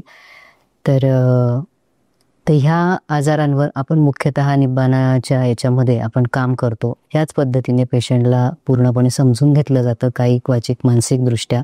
आणि त्या पद्धतीने जेव्हा पेशंट आपल्याकडे येतो, वर्ष 1.25 वर्ष डेडिकेटली कमिटमेंट देतो, तर आम्ही दोघंही तेवढ्याच डेडिकेटली त्यांना त्या आजारातून बाहेर काढण्यासाठी मदत करतो. पाहिजे फक्त विश्वास आणि श्रद्धा. बरोबर, सगळे खरी गोष्ट आहे. प्रत्येक गोष्टी ते इम्पॉर्टंट आहे. मॅम, आता हे सगळं आपण तर बघितलं, बट आता भरपूर असे लोक आहे किंवा स्त्री आहे ज्यांना या गोष्टींचा प्रॉब्लेम होत असेल किंवा बाळ होत नाहीये किंवा बाळासाठी प्रयत्न करताय, तर मग कसं ते एक गर्भसंस्कार त्यांच्यावर झाले पाहिजे. दुसरी गोष्ट की ज्या स्त्रियांना थोडा त्रासही होत असेल फॅमिलीमध्ये, तर तुम्ही काय करू शकतात, ते तुमच्याशी कसा कॉन्टॅक्ट करू शकतात? निश्चित सर, सगळ्यात पहिले म्हणजे आम्हाला रुग्णसेवेत असल्यामुळे आम्हाला फोन कॉल्स घेता येत नाही, तर आम्हाला व्हॉट्सॲप करायचं. आमचं मॅक्झिमम काम हे ऑनलाईन स्वरूपामध्ये असतं. आणि त्याशिवाय आपण डिस्क्रिप्शनमध्ये लिंक वाचून त्याप्रमाणे आम्हाला व्हॉट्सॲप करावा, आमची टीम किंवा आम्ही तुम्हाला त्याप्रमाणे कॉन्टॅक्ट करू कम्प्लिटली याच्यामध्ये. आणि बाकी इतरही व्हिडिओ आमचे आहेत ते आपण त्यामध्ये बघू शकतात. बरोबर आहे. जाता जाता आईला, जी बाळ होणार आहे ते स्त्री आणि सासू, या दोघींना काय संदेश द्याल? दोघींचा वेगवेगळा संदेश हवा आहे. एकच सांगेल की मैत्री लेवलला दोघांनी वागावं. मुलीनेही सासूबाईंना आईसारखं समजावं, आईच समजावं, आणि सासूबाईंनी सुनेला मुलीसारखं समजावं. आणि सर्वांनाच मिळून एक सांगायचं आहे मला की जिंदगी के सफर में गुजर जाते हे मकाम, वो फिर नहीं आते. आपण निश्चितच आपल्या येणाऱ्या बाळासाठी ही अमूल्य अशी भेट नक्कीच देऊ शकतात असं मला वाटतं. ज्यांना खरोखर वाटत असेल, मनापासून वाटत असेल की आपण डीप लेवलला आपल्या बाळाला या प्रकारे घडवावं, तर ते निश्चित आम्हाला कॉन्टॅक्ट करू शकतात. खूप मनापासून धन्यवाद मॅम तुमचं. आणि मित्रांनो, हा जो पॉडकास्ट होता, हा तर आम्ही खूप नॅचरली बोललो या पॉडकास्टमध्ये, विदाऊट रिसर्च वगैरे. म्हणजे मी माझ्या साईडने सांगतो, मी तर जनरलाइज तुमच्या मनातले प्रश्नच मी मॅमला विचारले. ऑफ द कॅमेरा जेव्हा आम्ही बोलत होतो तर असे 10 पॉडकास्ट कमी पडतील इतकं ज्ञान मॅमकडे गर्भाबद्दलचं, म्हणजे गर्भसंस्कारांबद्दलचं, वंध्यत्वाबद्दलचं. आणि सगळ्यात मेन गोष्ट, जेव्हा निलेश सर जरी असले किंवा अपेक्षा मॅम जरी असल्या, त्यांच्याशी जेव्हा मी चर्चा करतो तर ते मला एकच गोष्ट सांगतात की चेतन, जेही प्रॉब्लेम आज समाजामध्ये ते आहेत अध्यात्माच्या कमीमुळे. धार्मिक गोष्टींचा जो दुरावा निर्माण झाला आहे, लोक जे देवाला दूर करताय किंवा जे एकमेकांबद्दलचा रिस्पेक्ट या गोष्टी दूर करताय, त्यामुळेच सगळे प्रॉब्लेम वाढत आहेत. आणि निब्बाना जीवन पद्धतीच्या माध्यमातून याच अध्यात्माला पूर्ण आपल्या सनातन संस्कृतीच्या माध्यमातून, हिंदू धर्माच्या माध्यमातून प्रत्येकाच्या घरोघरी आपण पोहोचवतो या गोष्टी. तर खरंच खूप मोठं कार्य मॅम तुम्ही करताय आणि तुमचं खरंच मनापासून धन्यवाद.